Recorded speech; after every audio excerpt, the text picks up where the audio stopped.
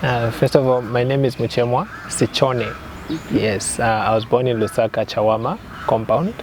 Yes, and I grew up in Livingstone from I think till 2005. Then from there I went to Kabwe from 2005 to 2010. Then I came to Lusaka.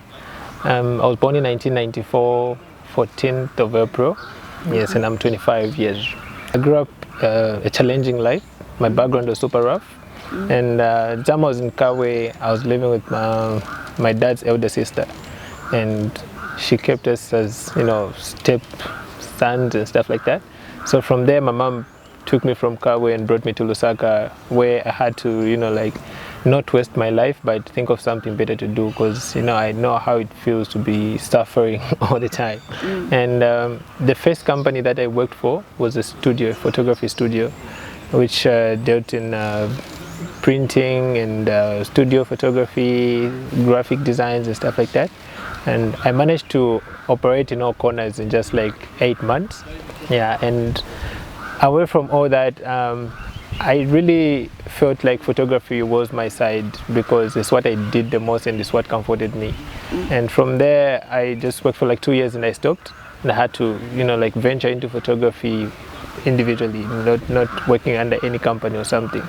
So I slowly taught myself through research. I looked up myself. I focused less on services and I had to do more research because I knew it was going to be a long-term thing. So I should say it's out of my own efforts and commitment that I learned photography. First of all, I would say 80% was just out of my own effort. Like, I really did the best I could to make sure I stood up the best photographer. And mostly, I almost became an intern, but the bosses were super rough. I just did it for like a month and I was like, scrap, I forgot about it. But mostly, I tried to, you know, like, get myself into as much, how can I put it, services as much, so I could use them as rails to where I was going. So I should say I would set up an event, like get an event, but find someone who's professional to do it, and I would just be in the background trying out stuff and trying to see if I was going to make things work out. And away from that, I didn't just jump into specifically weddings or something. I really did almost everything that a photographer can do. So that was a way of me trying to find out which direction I was going to be comfortable with, and I really had to, you know, like, pick out of experience, not really just researching on YouTube and Google and stuff like that and just say, okay, I'm a wedding photographer. But I really had to go through the stuff, get experience, and know which one is really comforting me the most. First of all, I'm a freelancer. I hate offices. I hate offices because that's limitation to me. Like, the moment I reach an office and everything is dead, the whole day is dying. I'd rather have an office at home. So when I leave home, it's just about my work in town. But mostly, I'm offering services like event, corporate, social, traditional events, and yeah, ceremonial events. So I should say those are not really what I really want to do for now, because it's just like a daily survival thing.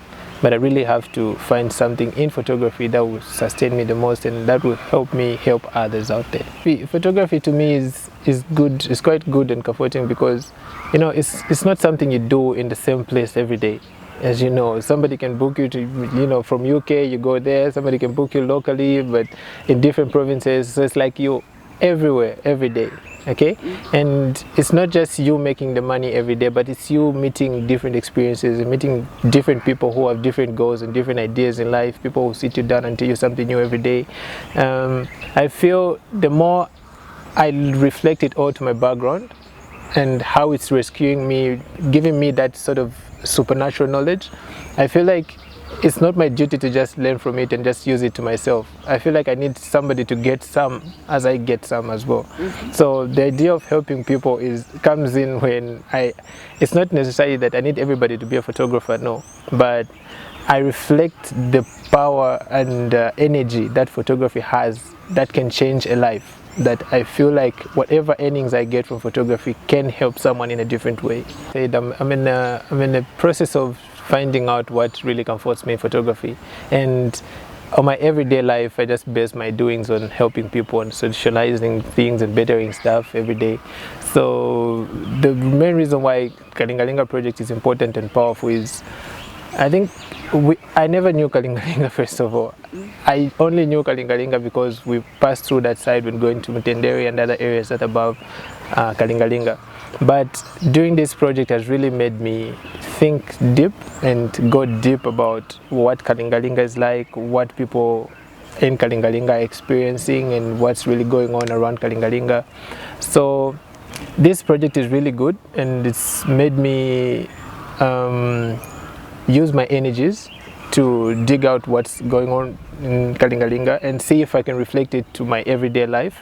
And if I was to say my benefits from this project about Kalingalinga, that would be the artistic side, where it's like we're not really painting everything, be it we're using photography, paintings, creative side, whatever, fine art, but we all trying to get the stories. And you know, stories are like ideas.